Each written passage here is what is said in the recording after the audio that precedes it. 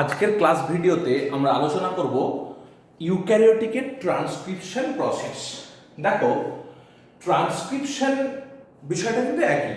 আমরা প্রোক্যারিওটিক ট্রান্সক্রিপশনের আগে পড়েছি। ট্রান্সক্রিপশন মানে তোমরা সবাই জানো যে process of formation of RNA from a parental DNA. তবে প্রোক্যারিওটিকের সাথে ইউক্যারিওটিকের এমনি বেসিক যে মেকানিজম ট্রান্সক্রিপশন হওয়ার সেটা মূলত একই, কিন্তু এর কিছু ব্যতিক্রম বা কিছু পার্থক্য আছে, কিছু স্পেসিফিসিটি আছে। তোমরা এমনিতেই জানো যে ইউক্যারিওটিক হচ্ছে অনেক হায়ার অর্গানিজম, সেই কারণে তার প্রথম যে পার্থক্যটা তোমরা মনে রাখবে সেটা হলো যে এর সাইট অফ ট্রান্সক্রিপশন হলো নিউক্লিয়াস, যেখানে প্রোক্যারিওটিকের ক্ষেত্রে সাইটোসলে হয়েছিল, কারণ প্রোক্যারিওটিকের ক্ষেত্রে কোনো স্পেসিফাইড নিউক্লিয়াস ছিল না, সেই কারণে সেখানে সাইটোসল বা সাইটোপ্লাজমে হয়েছিল, কিন্তু এখানে নিউক্লিয়াসে হবে। This is the most important difference. তাছাড়া আমরা প্রোক্যারিওটিকেও দেখেছিলাম যে তার আরএনএ পলিমারেজের কিছু স্ট্রাকচার আছে এবং সেখানে মূলত এক ধরনেরই আরএনএ পলিমারেজের অস্তিত্বের কথা আমরা পড়ছিলাম ইন ইকোলাই। কিন্তু আমরা ইউক্যারিওটিকে গিয়ে দেখবো যে বিভিন্ন ধরনের আরএনএ পলিমারেজ সেখানে আছে, আমরা তার নিয়ে আলোচনায় পরে আসছি। তাহলে আরএনএ পলিমারেজের ভ্যারিয়েশন ইউক্যারিওটিকের ক্ষেত্রে অনেক বেশি, এটা আরেকটা ডিফারেন্স আমরা বলতে পারি। এছাড়া আমরা সেখানে প্রোমোটার এলিমেন্টের কথা পড়েছিলাম, প্রোমোটার বিভিন্ন সিকোয়েন্সের কথা পড়েছিলাম। সেখানে টিএ ছিল, টিটিজিএ ছিল, কনসেনসাস সিকোয়েন্স, এইরকম কিছু সিকোয়েন্স ছিল, প্রিবনো বক্স ছিল। তাহলে সেই ধরনের প্রোমোটার সিকোয়েন্সগুলো কিন্তু এখানে প্রোমোটার আছে, but promoter sequences are different. যেহেতু ইউক্যারিওটিক, তার প্রোমোটার সিকোয়েন্সগুলোর কিছু নিজস্বতা আছে বা তার কিছু ইউনিকনেস আছে। এছাড়া এখানে কিছু এনহ্যান্সার, কিছু অ্যাক্টিভেটার, কিছু সাইলেন্সার, এইরকম ধরনের মলিকিউল বলতে পারো বা সিকোয়েন্সের অস্তিত্ব তোমরা দেখতে পাবে। তাছাড়া থ্রু আউট দ্য প্রসেস সেখানে কিছু মডিফিকেশন ইউক্যারিওটিকের ক্ষেত্রে দেখা যায়, যেখানে প্রোক্যারিওটিকের ক্ষেত্রে ইনিশিয়েশন, ইলংগেশন এবং টার্মিনেশন এটা খুব বেসিক সিম্পল ওয়েতে হয়ে গেছিল। এখানে ইনিশিয়েশন প্রসেসেও কিছু ইউনিকনেস আছে, এখানে ইলংগেশন প্রসেসে কিছু স্পেশালিটি আছে, এখানে টার্মিনেশন প্রসেসের সময়ও কিছু পোস্ট ট্রান্সক্রিপশনাল মডিফিকেশনস আছে। তাহলে এই মেজর ডিফারেন্সেসগুলো তোমাদেরকে একটু মাথায় রাখতে হবে যে প্রোক্যারিওটিক এবং ইউক্যারিওটিকের মধ্যে বেসিক মেকানিজম একই হলেও তার কিছু ইউনিকনেস রয়েছে ইউক্যারিওটিকে। ওকে, তাহলে এবার আমরা আগে আলোচনা করি যে ইউক্যারিওটিকের প্রসেসটা তাহলে কি রকম। প্রথম দেখে নিই যে ইউক্যারিওটিকের যে আরএনএ পলিমারেজ গুলো আছে, মূলত 5 রকমের আরএনএ পলিমারেজ এখনো পর্যন্ত আইসোলেটেড হয়েছে। RNA polymerase 1, RNA polymerase 2, RNA polymerase 3, RNA polymerase 4 and RNA polymerase 5। তোমরা লোকেশনগুলো এই চার্ট থেকে দেখতে পাচ্ছ যে আরএনএ পলিমারেজ 1 পাওয়া যায় নিউক্লিওলাসে এবং সেটি আরএনএ মূলত তৈরি করে, except 5S RNA. 5S RNA কিন্তু সে তৈরি করতে পারে না। এবার আরএনএ পলিমারেজ 2 এটি পাওয়া যায় নিউক্লিওপ্লাজমে এবং সেটি মূল যেটা এমআরএনএ তৈরি, তাই জন্য এটাকে আমরা খুব ভালো করে মনে রাখবো। এমআরএনএ তৈরিতে সাহায্য করে এবং কিছু এসএনআরএনএ তৈরি করে, স্মল নিউক্লিয়ার আরএনএ তৈরি করে। Actually snRNAs are required for splicing process, আমরা পরে আসবো সেই প্রসেসগুলোতে। এবার আসি RNA polymerase 3, that is also found in nucleoplasm. It helps in formation of tRNA, 5S RNA। দেখো 5S RNA আরএনএ পলিমারেজ 1 তৈরি করতে পারতো না, সেটা কিন্তু আরএনএ পলিমারেজ 3 তৈরি করতে পারে এবং কিছু এসএনআরএনএও এরা তৈরি করে। তাছাড়া প্ল্যান্ট নিউক্লিয়াসে পাওয়া যায় পলিমারেজ 4 এবং 5, তারা দুজনই কিছু ধরনের এসআইআরএনএ, স্মল ইন্টারফেয়ারিং আরএনএ, এগুলি তৈরি করে। তাহলে মূলত এই ধরনের পলিমারেজগুলো, বিভিন্ন পলিমারেজ, তারা specified for formation of different types of RNA. এটা হচ্ছে এখানকার মূল বক্তব্য। যেখানে প্রোক্যারিওটিকে তোমরা দেখছিলে যে সেখানে কিন্তু এক ধরনেরই আরএনএ পলিমারেজ ছিল এবং সে এক ধরনেরই আরএনএ প্রডিউস করছিল। এবার আমরা একটু দেখে নিই যে ইউক্যারিওটিকের ট্রান্সক্রিপশনে প্রোমোটার আছে যে তার রোল কি। তোমরা আগে থেকেই জানো, আমরা প্রোক্যারিওটিকেও পড়েছি যে promoters are nothing but DNA sequence which helps in recognition of RNA polymerase and it controls the initiation process or it helps the initiation process, মানে সূচনার ক্ষেত্রে সাহায্য করে by binding with RNA polymerase. It is the main role of promoter. আমি আগেই বলছিলাম যে প্রোক্যারিওটিকের ক্ষেত্রে যে প্রোমোটার আছে, ইউক্যারিওটিকের ক্ষেত্রে প্রোমোটারগুলো একটু ডিফারেন্ট। অর্থাৎ এখানে প্রোমোটারগুলো যদি আমরা দেখি, সেখানে দু ধরনের প্রোমোটার আমরা দেখতে পাবো, কোর প্রোমোটার এবং প্রোমোটার প্রক্সিমাল এলিমেন্ট। এবার কোর প্রোমোটার মানে কি? এখানে কোর প্রোমোটারের মধ্যে খুব ইম্পর্টেন্টলি যেটা আছে সেটা হলো টাটা বক্স। এটা খুব ভালো করে তোমরা মনে রাখবে, ইট ইজ ইম্পর্টেন্ট প্রোমোটার। একে আবিষ্কারক বিজ্ঞানীদের নামানুসারে বলা হয় গোল্ডবার্গ হজনেস বক্স। এটা অ্যাকচুয়ালি -30 বিপি রিজিয়নে আছে, অর্থাৎ 30 বেস পেয়ার ইনিশিয়েটর রিজিয়ন থেকে আগে তারা আছে। এর সিকোয়েন্স হলো 5 প্রাইমে TA this is the conserved sequence. কারণ তোমরা জানো যে প্রোমোটার মানে that is the conserved sequence of DNA. তার মানে টাটা বক্স নামকরণ হয়েছে যে TA এবং তারপরে তিনটে আরো এ আছে, টাটা লেখার পর তিনটে A. This is the conserved sequence of Tata box. It helps in eukaryotic transcription initiation by binding with RNA polymerase. Okay. Then what is promoter proximal elements? Actually, promoter proximal elements are situated beyond Tata box.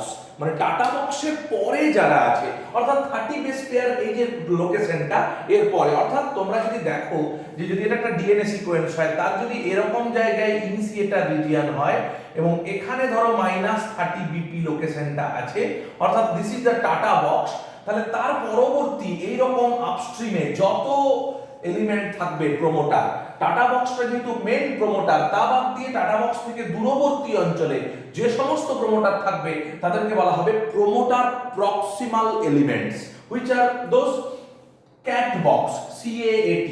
This is located -75 to -80. বিভিন্ন জায়গায় -75 বা -80 উল্লেখ আছে। এর sequence conserve সিকোয়েন্সটা কি? GGCCAATCT। দেখো CAAT, আমি ওইটুকু পোরশনে আন্ডারলাইন দিলাম, যেহেতু মাঝখানের একটা অঞ্চলে CAAT আছে তাই বিজ্ঞানীরা এর নাম দিয়েছে CAT box। GC box, this is located -90 to -100। তাহলে তোমরা এই লোকেশন দেখেও বুঝতে পারছো যে এটা টাটা বক্সের থেকে দূরবর্তী অঞ্চল আছে, অর্থাৎ -30 থেকে দূরে আছে। তাহলে -90 থেকে -100 তে রয়েছে GC box, which is GGGCGG, অর্থাৎ this is the conjugate sequence of GC box. This also helps like a promoter. Then octamer box, it also located in -120 to -140. Here conjugate sequence is ATTTGCAT. This is the conjugate sequence of octamer box. তাহলে তোমরা এখানে যেটা দেখলে যে main promoter হিসেবে খুব ভালো করে যেটা মনে রাখতে হবে, that is the TATA box. এটা ভুলবে না কোনোভাবেই, TATA box or Goldberg Hogness box. This is the basic promoter element of a eukaryotic transcription process. Okay, তার সিকোয়েন্স মনে রাখবে এবং তার থেকে দূরবর্তী যেগুলো রয়েছে সেগুলো হচ্ছে promoter proximal elements. Okay, now there are some regulatory elements also. Regulatory elements means promoter তো ইনিশিয়েশনে হেল্প করে, তার মানে প্রোমোটারের মূল কাজ হচ্ছে ইনিশিয়েশন প্রসেসটাকে কন্ট্রোল করা। এটা কিন্তু সেই অর্থে রেগুলেটরি এলিমেন্ট নয়, but there are some regulatory elements in eukaryotes during transcription. What are those regulatory elements? Like enhancer, activator, silencer, etc. তোমরা নাম থেকেই বুঝতে পারছো enhancer মানে হচ্ছে এই এনহ্যান্স করে, রেটটাকে বাড়ায়। তার মানে this helps in maximal transcription of a gene. তার মানে যতটা বেশি সম্ভব ট্রান্সক্রিপশন যাতে হয়, that can regulated by this enhancer. This is nothing but a DNA sequence. Okay, this is a DNA sequence, but regulatory elements actually helps during elongation process after initiation. That is, তার মানে promoter যেখানে ইনিশিয়েশনের সময় কাজ করছিল, regulatory elements can act during initiation and elongation also. Okay, this is the basic difference between regulatory elements and promoter. Then activator মানে কি না, যারা অ্যাকচুয়ালি এরা থাকলে রেট অফ ট্রান্সক্রিপশন হাই হবে, রেট অফ ট্রান্সক্রিপশন হাই। যদি এই সমস্ত অ্যাক্টিভেটর এলিমেন্টস থাকে তাহলে ট্রান্সক্রিপশন অনেক বেটার হবে। তার মানে বেটার ট্রান্সক্রিপশনের ক্ষেত্রে এই মলিকিউলগুলো বা এই এলিমেন্টগুলো হেল্প করে। সাইলেন্সার নাম শুনেই বুঝতে পারছো, দিস হেল্পস ইন সাইলেন্সিং, তার মানে it represses the process, repress করা মানে বাধা দেয়, it represses the transcription process.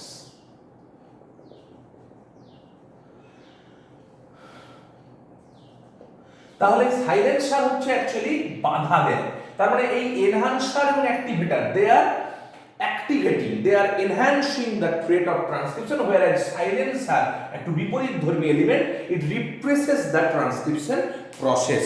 তাহলে এই ধরনের মলিকিউলগুলো অ্যাকচুয়ালি ট্রান্সক্রিপশন প্রসেসে একটা ভাইটাল রোল প্লে করে। আমরা আরএনএ পলিমারেজের বিভিন্ন রকম আরএনএ পলিমারেজ দেখলাম, আমরা প্রোমোটারের স্পেসিফিসিটি দেখলাম, আমরা এখানে রেগুলেটরি এলিমেন্টস দেখলাম লাইক এনহ্যান্সার, অ্যাক্টিভেটর, সাইলেন্সার। এবার আমরা চলে আসব যে ট্রান্সক্রিপশন প্রসেসটা কিভাবে হয়। এবার যদি আমরা ইউক্যারিওটিক ট্রান্সক্রিপশনের প্রসেস দেখি তাহলে দেখো প্রসেসটার কিন্তু তিনটে লেয়ার আছে। First initiation, then elongation, then termination, like all the processes. Replication যেরকম ভাবে হচ্ছিল বা এই প্রোক্যারিওটিকও তোমরা দেখছিলে ইনিশিয়েশন, ইলংগেশন, টার্মিনেশন, তার ব্যতিক্রম কিন্তু এখানেও হচ্ছে না। তাহলে এখানে ইনিশিয়েশনটা বেসিক্যালি কিভাবে হচ্ছে, ইনিশিয়েশনের ক্ষেত্রে তোমাদের যেটা মনে রাখতে হবে যে ইনিশিয়েশন হওয়ার জন্য আমরা এখানে মূলত যে প্রসেসটা পড়ব ইনিশিয়েশনে সেটা কিন্তু আরএনএ পলিমারেজ 2 রিলেটেড প্রসেস পড়ব, কারণ তোমরা দেখেছিলে যে আরএনএ পলিমারেজ 2 এমআরএনএ তৈরিতে সাহায্য করে। তাহলে আমরা ওটাকে মেন পলিমারেজ ধরে আলোচনা করব, সব রকম পলিমারেজ নিয়ে আলোচনা করব না।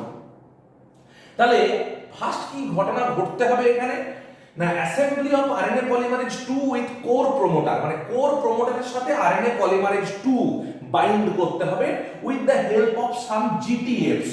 GTF full form general transcription factor, অর্থাৎ সেখানে কিছু ট্রান্সক্রিপশন ফ্যাক্টর আছে which are actually helping the RNA polymerase 2 to bind with core promoter and forming the transcription complexes.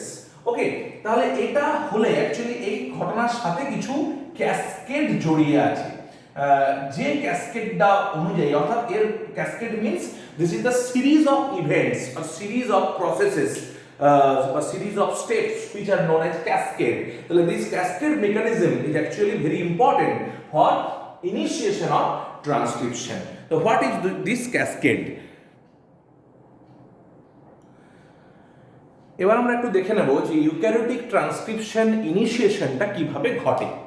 আমি প্রথমেই বলছিলাম যে there are some general transcription factors or GTF which actually binds with Tata box and RNA polymerase to complete the whole initiation process.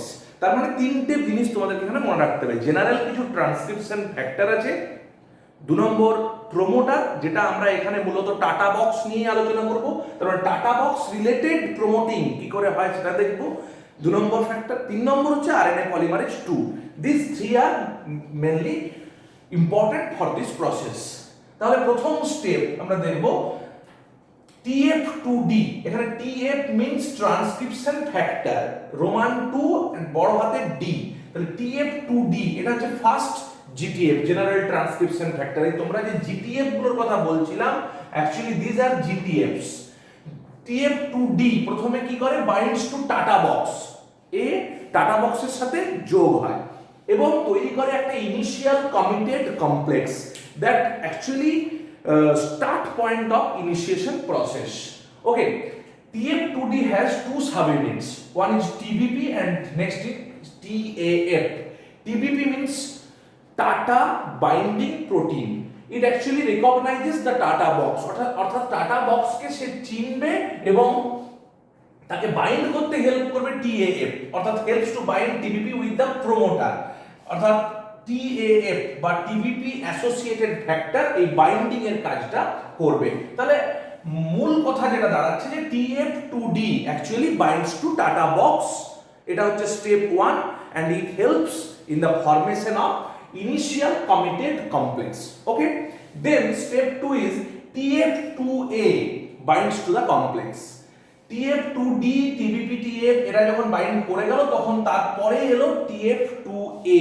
এখানে সব TF গুলোর মানেই কিন্তু transcription factor, আমি বারবার রিপিট করছি না। তাহলে নেক্সট TF2A এসে বাইন্ড করলো, দেন আসলো TF2B। পরপর একটু সিরিজ ওয়াইজ মনে রাখবে, এখানে কিন্তু ABCD পরপর নেই, প্রথমে আছে D, তারপরে আছে A, তারপরে আছে B, অর্থাৎ DAB, এভাবে সিরিজ ওয়াইজ তোমরা মনে রাখবে। তাহলে এই BS এ বাইন্ড করার পর্যন্ত কিছু তেমন পরিবর্তন হলো না, কিন্তু স্টেপ 4 ইজ ভেরি ইম্পর্টেন্ট।